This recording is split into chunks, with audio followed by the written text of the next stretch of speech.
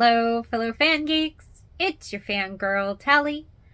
And today we're watching another Vata video. And it's the Miquella story. Let's jump right in because I can't wait to find out more. These are so interesting for me. And I just love them. Really, I'm enjoying it so much. And Editor Hubby's on like his 6th playthrough, so this time I'm really enjoying that I know more. So watching him play is much more enjoyable for me this round. So let's see. What can we find out now? Miquella is many things. A fundamentalist, the unalloyed, creator of the Halig Tree, Lord of the Eclipse, Saint Trina of the Cradle Song, and not just a demigod, but a fearsome Empyrean who has been captured but is unresponsive, for now. And after watching this video, I think you'll agree that Miquella is a topic that almost has to be explored further in some upcoming DLC. For how could they not be? Their character is surely too major, too foreshadowed, and too intriguing to just ignore. So, let's learn everything that there is to know. For starters, Miquella is the demigod child of Queen Marika and King Consort Radagon, who, as I'm sure you're well aware at this point, are the same being. You can learn more about the timeline of events from my other videos, but basically, after Radagon left Rennala, the Academy told Radagon to go fuck himself, basically. But Radagon took that literally, and he sired a third set of demigod children, all on his own, who were the twins Miquella and Melania. These children appear to be represented by the butterfly items in the game, and the nascent butterfly appears to represent Miquella. Its description elaborates on his state of eternal childhood, stating that it appears as if it's just emerged from its cocoon for its entire life. Indeed, the word nascent means that something is just coming into existence and beginning to display signs of future potential. And that nascence is eternal for Miquella, and I think that this eternal nascence is incredibly important for his character. For Miquella and Melania both seem to occupy different sides of the life and death cycle. That's not to say that Miquella represents life and Melania represents death, rather it seems like both land somewhere in the middle of each process. Melania is constantly resisting her scarlet rot and is in this perpetual state of dying, and Miquella is in this constant state of nascence. He is newly born and showing an abundance of life and burgeoning potential. Special thanks to Quailag for making this clear to me. So Miquella is nascent, but he's also abundant, and I think that's another extremely key word for him. For example, there's this cut weapon called the Abundance and Decay Twin Blade, which symbolizes the twins and suggests that the twins were born from an inseparable fate and hold the runes of both abundance and decay between them. Not to mention, the word abundance is also literally spoken by Miquella in his cut content, and thanks to a very recent discovery by Sekiro Dubi, we know this cut dialogue I'm about to voice is Miquella speaking.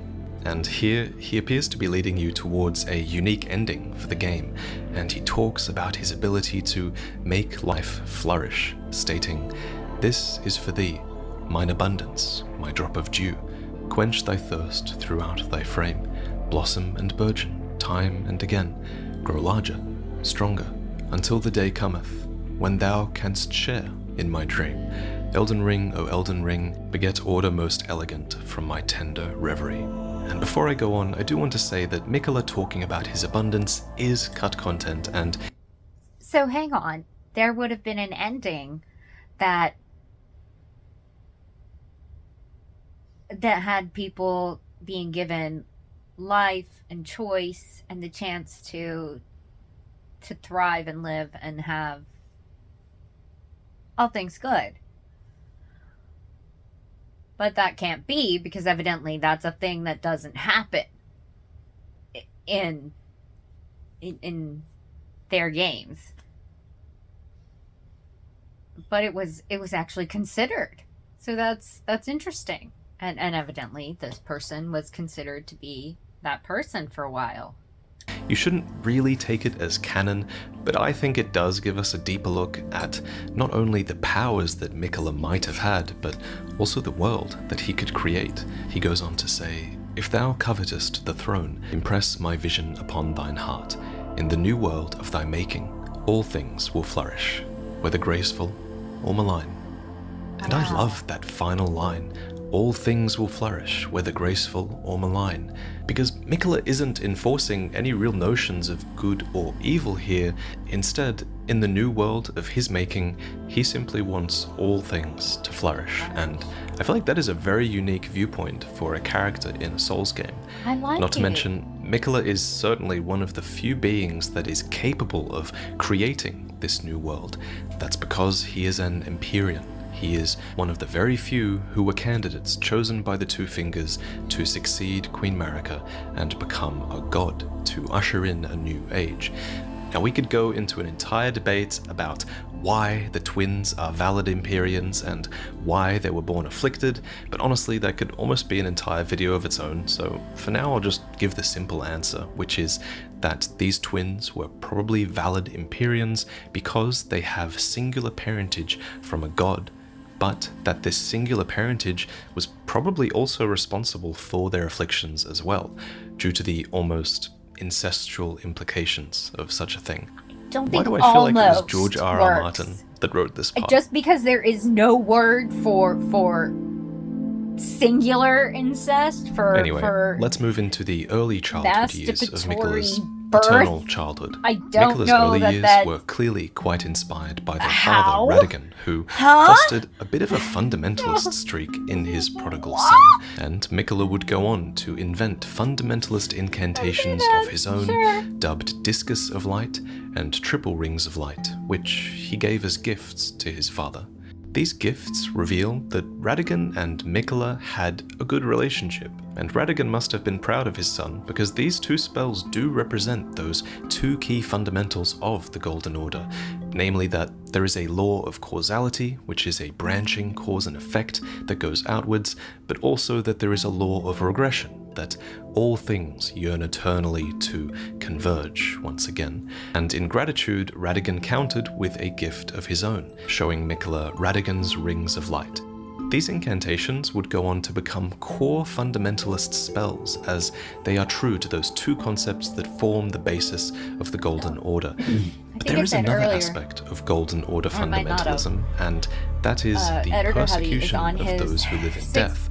Hunters of sixth these go undead through would attempt on to stamp Elden them Ring. out He with loves spells this such game. as Order's And Blade and Litany of Proper these have Death, helped me which gain a deal better additional damage understanding against of the those who live in lore death and and what it's doing. prevent them from So when we're resurrecting. sitting in here To and I'm recap, doing my those thing who on live in my death laptop and exist he's because doing of his Godwyn thing the Golden, with who his was game. one of the early sons of Sometimes Marika and Godfrey, who was I eventually actually killed with a understand, fragment of the but Rune even of now, Death, I'm learning and then the stuff Rune of Death like would eventually these spread light its disc undeath things. I don't throughout the think lands that's between his- via Deathroot. one of his builds. And He's- there is an lately entire he's debate been that we could into have here about whether the bloody, persecution of stabby those who live in knives death is even and true to the core some principles sort of fundamentalism. trident that Gold makes Mask him certainly stab doesn't seem to think so. rain In blood. fact, according to But- the Order healing spell, Yeah. Gold Mask laments the hunters of those So, who live in death, gold deeming and them to be things fanatics of that nature who are not- wanted nothing more Oh, than an but I do know absolute this guy. I evil remember to him from contend earlier. with. And the reason I bring up this debate at all is because you could argue that Miquella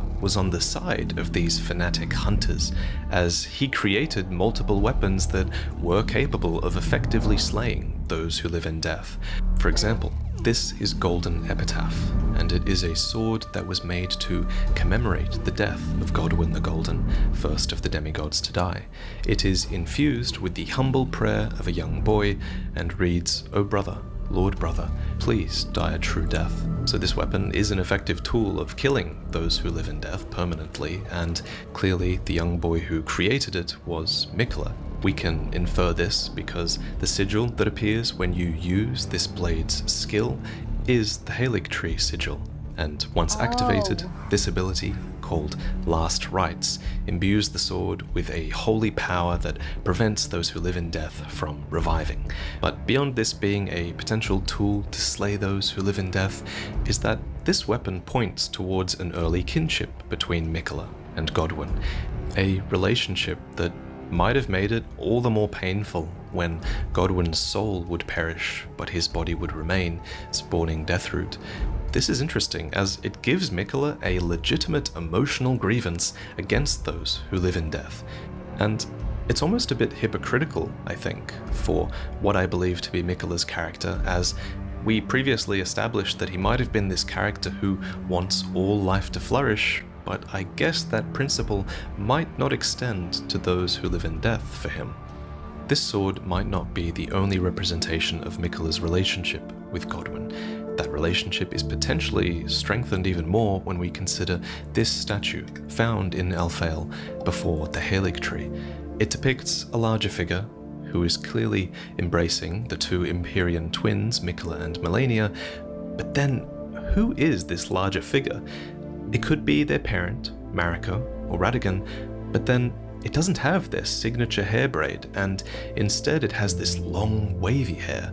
What's more, the statue asset is flat-chested, which appears to rule out Marika, at least. And after reading a good amount of debate online about this, I think it's a fair conclusion to say that this statue represents Godwin, who himself does seem to have long, wavy hair. And this statue being enshrined here really tells a story. It's a story of two gifted but afflicted siblings who were supported by their older brother, but then they were left alone, as their older brother would become the first demigod to die. And this isn't the only statue in this location. Far more prominent in the area are these statues, which depict two siblings left alone after their brother died. There was one sibling, Miquella, who was forced to remain as a young child, and another who grew up in great pain, eventually losing vision and limbs to rot and decay. These statues are everywhere in the Halig tree, and they tell that sorrowful story. They are an early sign of Miquella's extreme empathy for his sister, and they foreshadow his desperate attempts to give her relief from her terrifying condition. And so the young Miquella abandoned fundamentalism, for it could do nothing to treat Melania's accursed rot. This was the beginning of unalloyed gold.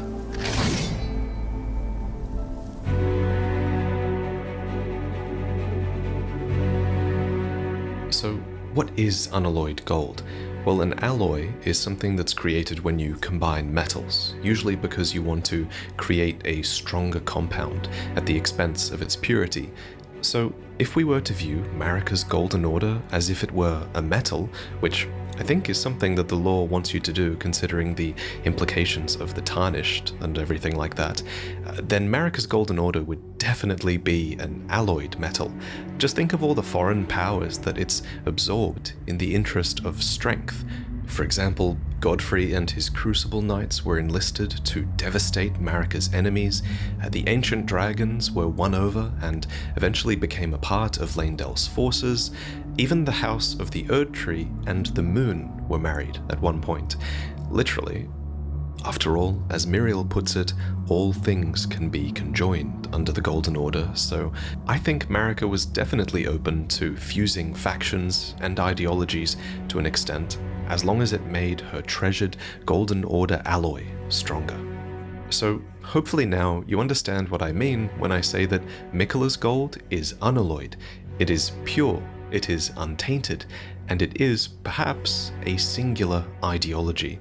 And if you subscribe to the idea that the cut content is still representative of Miquella, then I would say that his ideology is what I had Miquella quote earlier, that in his new world, all things should be allowed to flourish, whether graceful or malign, and that is his pure ideology.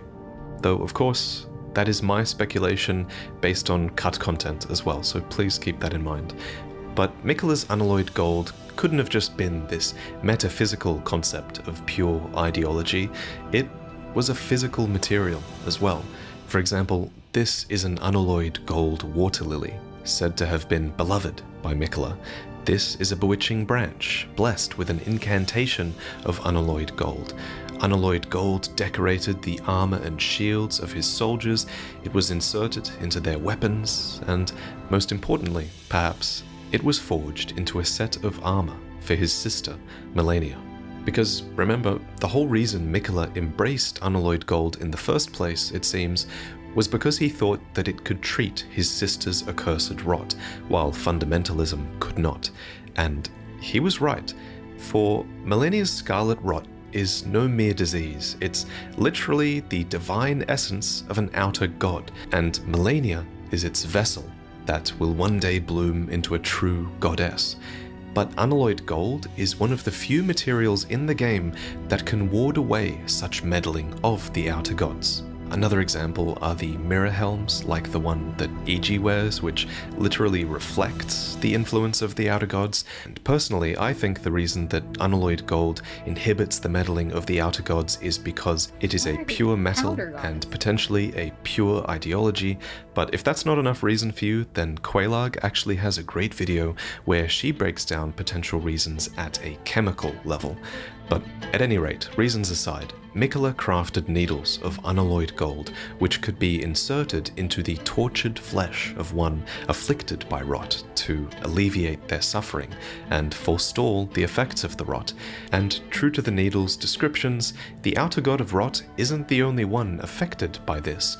Our character actually uses the final version of this unalloyed gold needle to subdue the outer god of frenzy, which is something you might want if you decided to be a terrible person and burn down the world. Anyway, when we first find Miquella's needle, it's been broken, snapped in half, and picked up by a commander at the very center of the Scarlet Swamp. But once this needle has been prepared, we can give the golden needle to Millicent, proving that it does indeed work to forestall the rotting sickness, to remove pain and nightmares from the afflicted. It is, after all, lovingly crafted by Miquella himself. Well, well, this is a marvel indeed. The work of a true artisan, a meticulous, bold craftsman who grasps the essence of life. In crafting these needles and pursuing unalloyed gold, Miquella is attempting to save his sister from her affliction. It seems like this objectively good deed, which is a rare sight in Elden Ring, especially for a demigod whose strengths have been known to tip them towards madness, and that is what makes Miquella such a pure and likable character in Elden Ring. So it's no wonder really that Malenia venerated her brother. She is a character of undefeated prowess, and she's an Empyrean, no less. And yet, she dedicated her blade to Miquella, and Miquella alone, for she believes that he possesses the wisdom, the allure of a god, and that he is the most fearsome Empyrean of all.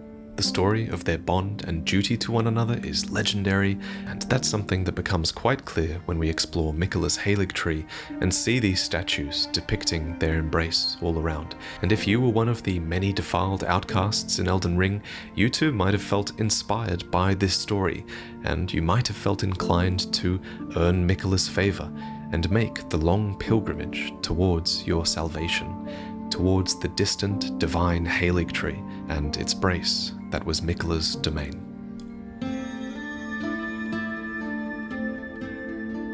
So first, what even is the Halig tree? Well, it's pretty obvious that it's a sort of Erd tree. For one, Erd tree avatars have clearly emerged from it, which they only do in order to protect the Erd tree's own offspring. And then there's the Halig tree knight armor, which confirms that the Halig tree ultimately failed to grow into an Erd tree. And one thing I've been wondering is, when exactly was the Halig tree planted then? If we knew when, then we might be able to guess at its purpose. Was it planted before or after the shattering of the Elden Ring? Because when the Elden Ring was shattered, golden seeds flew from the Erd tree, scattering across the various lands as if life itself knew that its end had come. These seeds create these little illusory trees and likely spawned the minor Erd trees as well, so I think it's a fair assumption that Miquella might have planted the Halig tree from an Erd tree seed.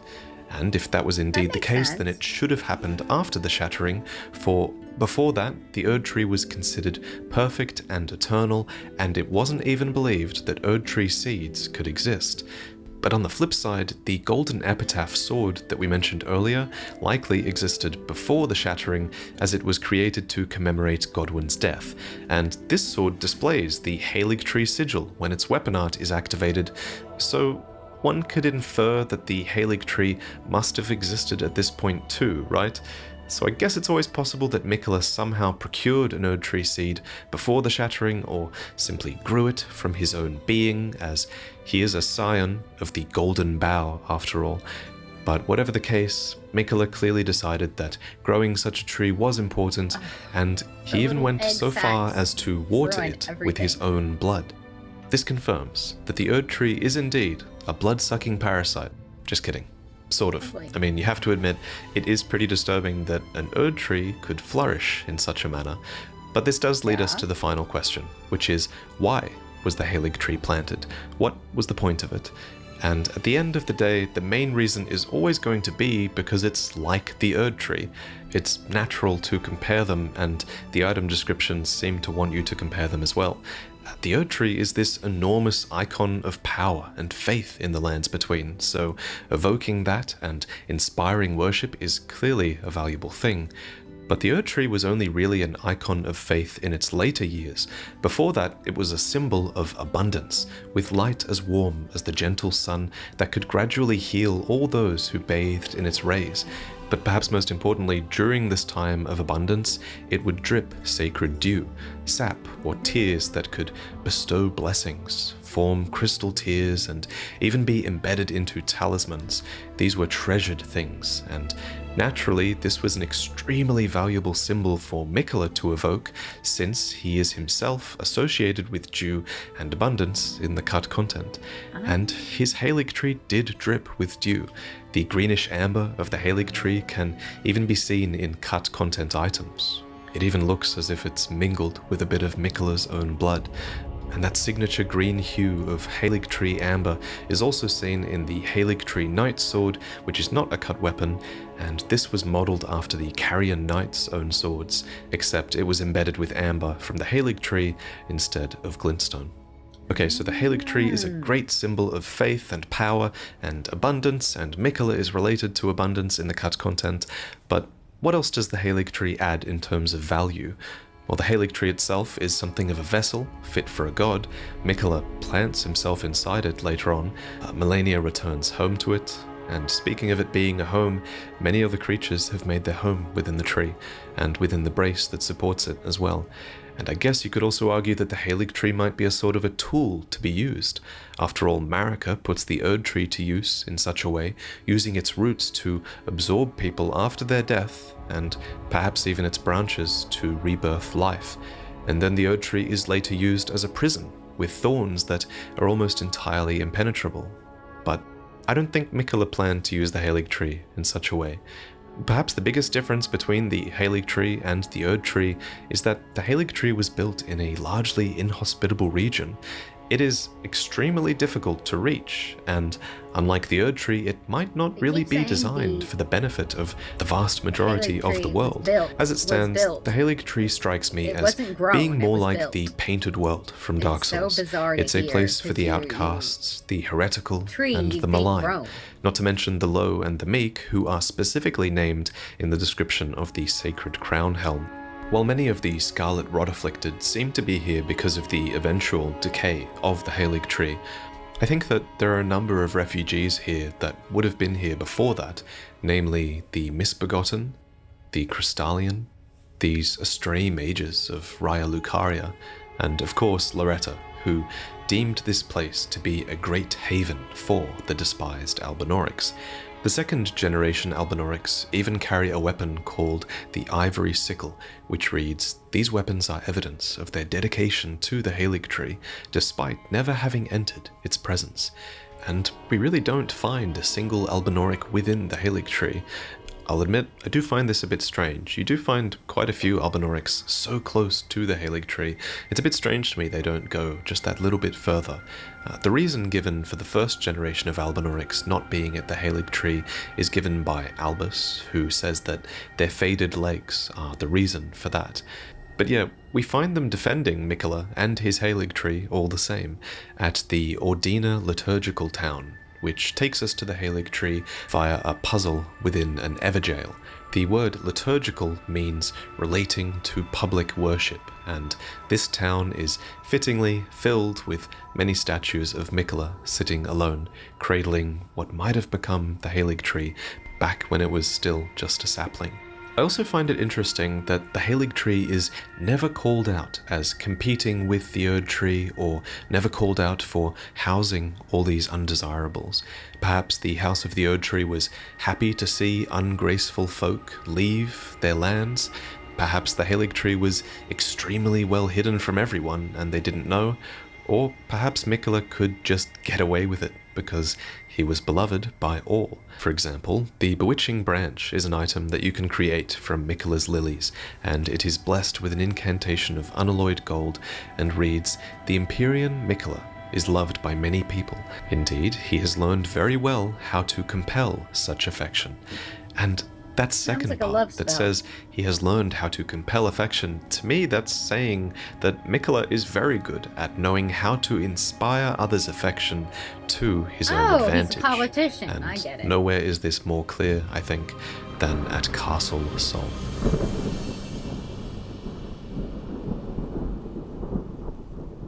This is the Halig Tree Secret Medallion.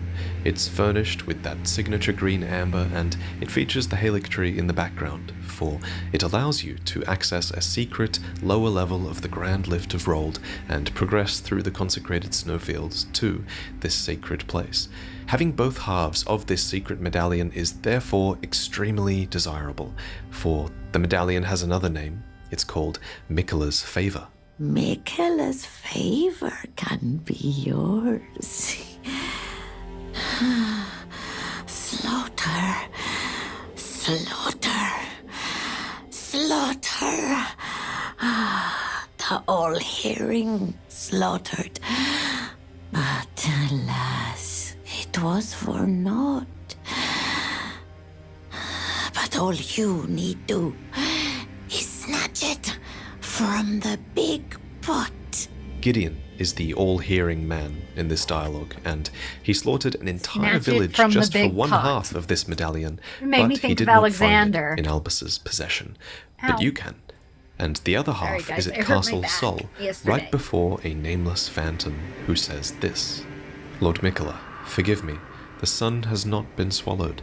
Our prayers were lacking. Your comrade remains soulless. I will never set my eyes upon it now. Your divine Halig tree." So this phantom seemingly has, or I guess had, one half of the medallion, and yet he laments that he will now never set eyes upon the Halig tree. To me, this suggests that Miquella might have been withholding the second half of the medallion from him, or that this phantom believed that he could solicit the second half of the medallion from Her Miquella hubby and brought make me it to the in Halig tree from another if room he to achieved show his me goal here the at Castle lions Sol with and sword. basically earned Miquella's favor. Where they What come up with exactly these was things, supposed to guys? happen Where here do at they come Castle up Sol? with these things? What does it mean when the phantom says, "The sun has not been swallowed, our prayers were lacking, your comrade remains soulless"? It means, I think, that the residents of Castle Sol and Miquella were attempting to restore the dead soul of Godwyn the Golden. And just to refresh your memory, when a fragment of the Rune of Death was used to kill Godwyn, it was also being used at the exact same time to kill Rani, and since they perished at the same time, Rani lost her body, and Miquella's demigod brother, Godwyn, perished in soul alone. And despite this death seeming so final, Miquella clearly believes that some sort of ritual performed here could restore the soul of his comrade. For example, here's some more dialogue from a different phantom that reads, "O great sun, frigid sun of soul, surrender yourself to the eclipse, grant life to the soulless bones." But the question is how? How does that work? How does an eclipse restore life to Godwyn? Yeah, I was thinking the Now, same you can thing. just take Miquella at face value and trust that he knows what he's doing, or we can try to learn as much as we can about the eclipse and see if we can reason out the mechanism behind this process. So at Castle Sol, we find the Eclipse Shotel, which reads, "Storied sword and treasure of Castle Sol that depicts an eclipsed sun drained of color. In Sol, the sight of an eclipse inspires a these dreadful awe, preventing an weapons onlooker are just from averting so his gaze." detailed The most and important part of crazy. this I description, just- though, is the part that says it's the the storied time sword and of Castle energy Sol, spent as this on proves the that the artwork veneration of the and eclipse here weapons goes back a and long way. But what does an eclipse represent? apparel, So, just- it's according to the Eclipse incredible. Crest shields, the eclipsed sun, drained The of world color, building is the is protective just star blows of my mind, soulless guys. demigods. Honestly, I think calling it a protective star is kind of the closest we come to understanding the mechanism here, because you could reason that a protective star might be a sort of outer god that lends them power, though that is just speculation. The description goes on to say that the sun in eclipse is said to be the symbol of the wandering mausoleum where the soulless demigods slumber. So note that it says demigods plural here. Now, this could be because the wandering mausoleums come to house many demigods from a gameplay point of view, because you can take their remembrances here, but it could be a word that is slightly lost in translation, as the Japanese version of the word demigods does not specify whether it's a plural or whether it's a singular word. So my take on this is that I think the wandering mausoleums became necessary when Godwin died. I think that the mausoleum was intended to be a resting place for him initially, but then also for any future demigods, as all of a sudden all of their true deaths had become possible as well, with the theft of a fragment of the Rune of Death. The mausoleum knights themselves are these headless soldiers who behead themselves, willingly following their master into death. As such, they become these headless spirits, tied to the land so that they might better defend the walking mausoleums. They also carry eclipse-crested shields, and the eclipse is said to aid the mausoleum knights by keeping destined death at bay. It is their symbol, and by keeping destined death at bay, maybe it's helping to keep their souls tied to the land. We could speculate for a long time on how the eclipse has this power, and I've done my best. Maybe other people have a better take on it, and maybe you guys do in the comments, but in the end, it's simpler just to trust that Miquella knew what he was doing with the eclipse at Castle Sol, where he wanted to block out the sun and restore Godwin's soul. All that said, we can't trust him too much, I guess, because it's important to remember that this ritual failed. According to this phantom, the sun was not swallowed. And I guess the protective star of the soulless demigods did not listen to their prayers, and it did not appear. But it is really fascinating to learn that such a thing might even be possible. That Godwin, whose soul seems to be as dead as Rani's body, might actually not be? So if his soul is somewhere, then where has it fled to? A part of me wonders, if his soul is lost, then maybe it's lost within a dream. One theory I did come up with regarding the mechanism by which Godwin's soul is brought back by the eclipse is that his soul might be brought back by bringing about a sort of artificial dusk with the eclipse. That's because those who live in death are called the duskborn, after all, so there is an association between night and death, to be sure. And there's also an association between death and sleep. For example, when you pursue Fia's questline, you use her as a medium to enter Godwin's deathbed dream, which is an entire dreamscape where the dragon Fortisax is futilely fighting against the death in his companion. And then there's Roger, who speaks this line of dialogue as he is on the precipice of succumbing to Deathroot. Maybe I should tell you. Lately, I feel I'm on the precipice of falling into a deep, fathomless slumber. He does say he's about to fall into sleep. So, in conclusion, a realm of death does seem accessible through dream, and I think this is the perfect time to mention that Miquella has an alter ego. Some say she is a comely young girl. Others are sure he is a boy. This is where we have to talk about the enigmatic figure named Saint Trina.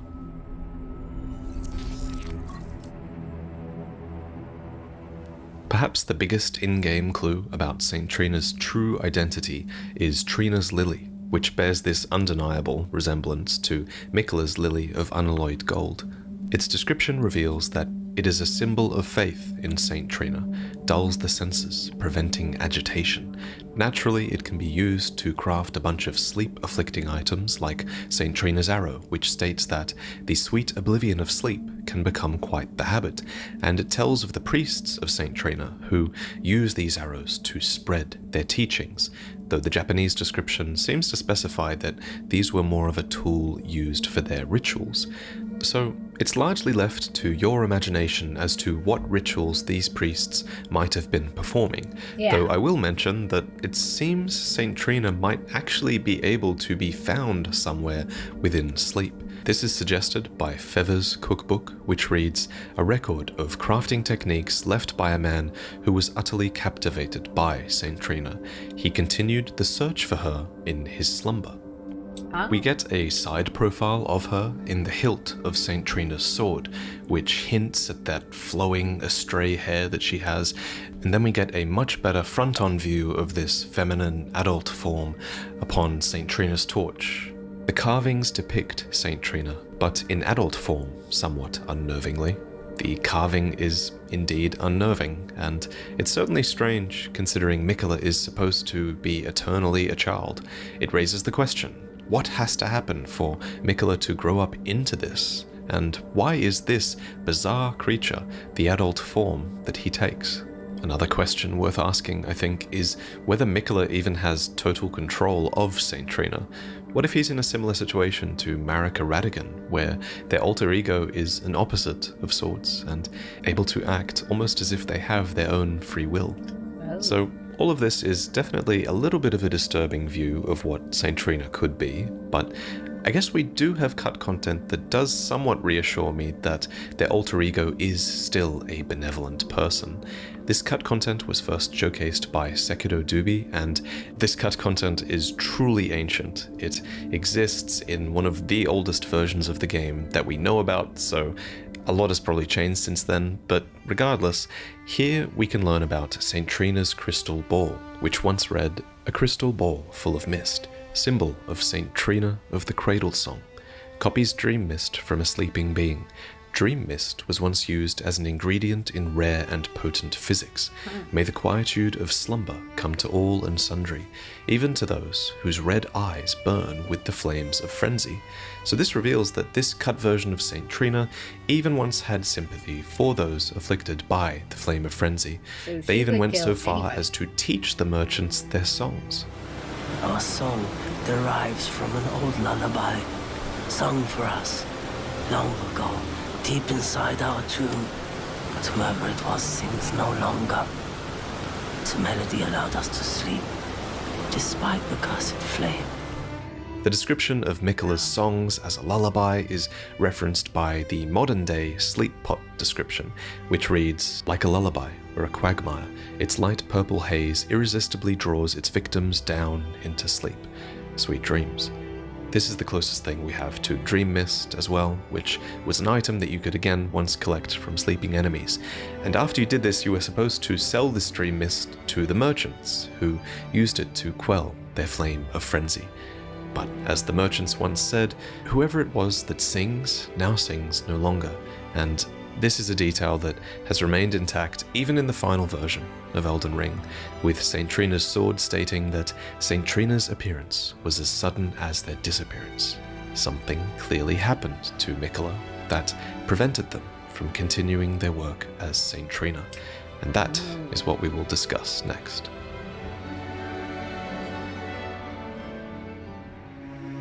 At some point, Miquella embedded himself into the Halig tree. Why he did this is never explicitly stated, but I think we can make a good attempt at puzzling it out. So, Miquella famously watered the Halig tree with his own blood, since it was a sapling, so I guess you could argue that he embedded himself in it to simply feed the tree more, which I guess is possible because the tree does eventually wither without Miquella inside it, and Gideon seems to tie his removal with the death of the Halig tree, or it turning into a husk, but I don't think that can be the only reason why he embedded himself. For instance, look closely at the Halig tree roots, and you'll see the form of a tree-like woman, and where her womb should be, there's a gap that once contained Miquella's cocoon cradled by the Halig tree. Now, either Miquella was attempting to fuse into and become this woman-like figure, who might even be the adult form shown on St. Trina's torch, or there was a rebirth occurring here. This is a cocoon within a womb, after all, so rebirth could have been the intent here. But regardless, it seems things ended prematurely, for Miquella would eventually be ripped out of the womb and the Halig tree would split and decay. And so, when we arrive at the Halig tree and the town of Elfale that is built into the brace that supports it, the music here hits extremely hard. This place is just so sorrowful, for the Halig tree and Miquella's lilies and even St. Trina's lilies are all wilting, and all who live here are just hoping and praying for their lord to return. I love the little detail of the guards looking outwards and sitting dejectedly. To make matters worse for them, it was here that they realized that the sacred light inside them would explode upon their imminent deaths, and yet, in spite of this, their spirit ashes show their faith and state, "May the flash of our deaths guide Miquella's return." And Melania is here too, holding to the husk of Miquella, dreaming and waiting for Miquella to return, and believing full well that he will. Corpse after corpse left in my wake as I awaited his return. Melania's set reveals that she believes her brother will keep his promise. So what was that promise, I wonder? Was it merely to return, or was it something more? How much does Melania know? Why did she fight Radahn? We'll have to talk about all of that in another video. So there is still faith. There's even this one phantom in the consecrated snowfields who has somehow puzzled out who took Miquella, and even where they are, he is pointed towards the portal that takes you to Mohgwyn Palace and Mohg the Omen. So, indeed, it was the demigod Mohg who somehow broke into the Halig tree and absconded with Miquella's infant form. And it's with him that this story ends. Or maybe it's where this story truly begins.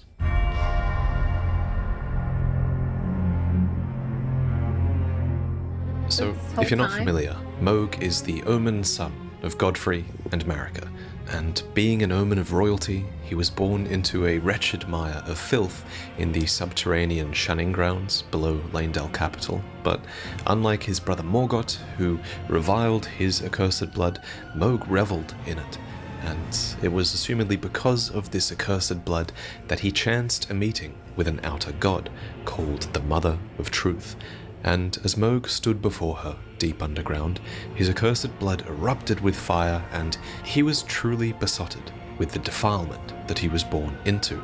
Mohg is just one of many characters who discovers a new identity in the ways that they have been discarded by the world. And how could he not? For his defilement was validated by nothing less than an outer god. And as always, we know very little about this outer god. We know she is called the Mother of Truth and the Formless Mother. We know that she desires wounds and bestows power upon accursed blood. Her followers can thrust their arms into her body to scatter blood flame, and followers of Mohg can share in the Lord of Blood's power and send blood flies before them. There's even been some speculation in my recent shorts and my TikToks as well that the Formless Mother is also an outer god called the Bloodstar. But the one thing that all outer gods seem to have in common is that they all require vessels to move through. So in this case, the Formless Mother's vessel was Mohg. For example, the sacred spear that he wields is a weapon, but it's also an instrument of communion, and Mohg may well be doing her bidding with his actions. These actions included him starting a new dynasty called Mohgwyn, deep below the earth, in the grounds of these ancient dynastic remains. This is a secret place, difficult to reach, and it was here that Mohg brought the infant Miquella, torn as he was from his cocoon. I mean, that's how we see him in his opening cutscene, but in-game, Miquella seems to be back with a new cocoon here. You can even see it sat upon this giant pelvic bone, which seems to be a reference to the womb of the Halig tree woman that he was literally ripped from. And it's from the remembrance of the Bloodlord that we can learn of Mohg's intent here. He wished to raise Miquella to full godhood and become his consort, taking the role of monarch. To this end, Mohg has begun soliciting blood offerings to Miquella, and that certainly explains the state of so many who reside here. According to the Lord of Blood's exaltation talisman, he proclaimed, "Render up your offerings of blood to your lord, drench my consort's chamber, slake his cocoon's thirst. His awakening shall herald the dawn of our dynasty." And then, to return to Mohg's remembrance, it's stated that, so far, this has all been in vain, for no matter how much of his bloody bedchamber Mohg tried to share, he received no response from the young Empyrean. So maybe nothing will happen. Or maybe, according to the Pure Blood Knight's medal, it is not yet time, for Mohg yet slumbers beside the divinity. Be patient, the new dynasty is nigh. What do you think? I mean, it's kind of hard to know. Even Gideon has no clue. But something does seem to be happening to Miquella in there. He has clearly grown, for one, since being taken, so maybe his adult form is manifesting. And personally, this is really speculation, but this reminds me a lot of Berserk, which we know Miyazaki is always inspired by. Spoiler warning, really, you should watch that show, but there's this moment at the very end of the first chapter where Griffith betrays his companions in this sacrificial ceremony of carnage and bloodshed in order to be inaugurated and reborn as a god within an egg of sorts. This really reminds me of that. It also reminds me of a scene with Griffith where he allows himself to be abused, basically, in order to get what he wants. So I wonder, what if this was also what Miquella wanted? We know that he is extremely proficient at compelling others to love him, and Mohg is clearly enraptured. We know that Miquella is an Empyrean prodigy, and we know that his sister, who knows him best, has total faith that he will return, so you'd think he's still in control of the situation somehow, but that could be a part of the tragedy, and Miquella, this benevolent being, might not have predicted this at all, and is now being completely taken advantage of. Or maybe he did intend to be taken, but he's going to get more than he bargained for with the Mother of Truth. Or maybe Miquella's fate really is long gone. There's one other thing I want to mention. There is this place called Miquella's Hideaway in the Altus Plateau, and here we can loot Amber Starlight, which Celovus mentions is the very fate of a demigod. Clearly, since it's here, you'd think it's Miquella's fate, right? And then you also have to consider that the cut content that we are basing so much of this video on is very much removed from the game, because it might not fit the developer's intent. That's always possible. So I really do hope you all bear that in mind, as I would really hate to promote ideas that are against the developer's vision for this character.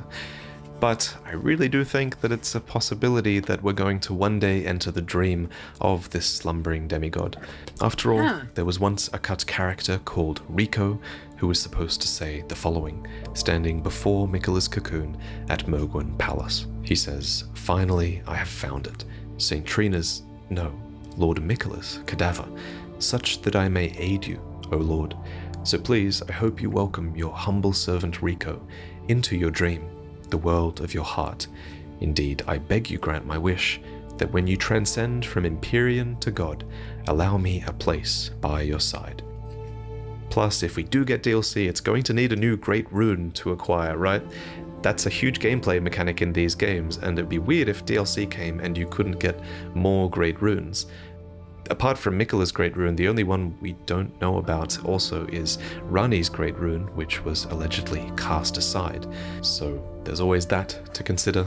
But hopefully we get some DLC to answer these questions, or more likely we'll get DLC that will give us more questions than we started with.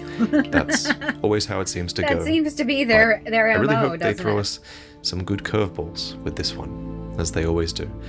But regardless, it's always a ton of fun to speculate with you all, so if you're still listening to this extremely egg thing long is video, bothering the thank heck you out of me, for I'm giving not me your gonna time lie, today. guys. Thank you to Quaylag Oh, for little reviewing the script buds! for me. Thank you, Miss Pap, for the incredible visuals, as always. And I also want to give a sincere and really reverential shout out to Eugenia Lysa, who created the speculative visuals of St. Trina. Please follow her work in the description. She's one of the most talented Artwork artists is that I've ever amazing. known. And yeah, Both the Thank you, game as always, of artwork course, and for watching my videos, the and additional I'll see you artwork. next time. It's amazing for his videos. I love them. I love them so much, guys. The Scarlet Rot is one of the deadly... Alright guys, what did you think? I loved it. I always learn so much when I watch these. And I really enjoy it because, like I said, Editor Hubby is on his umpteenth playthrough of Elden Ring. But I'm learning things and I'm enjoying them and getting into watching him play more, which is really fun for him. And it's fun for me because it's something we can connect with.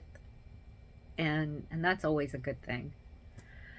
Anyway, comment below, what should I watch next, guys? What do you think? Did you enjoy this? Did you learn anything new?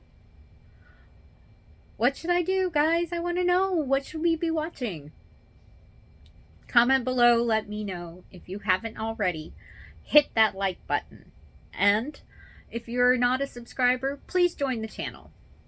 Remember to hit that notification bell so that you get notified every time we update the channel. And I will see you guys in the next one. Bye!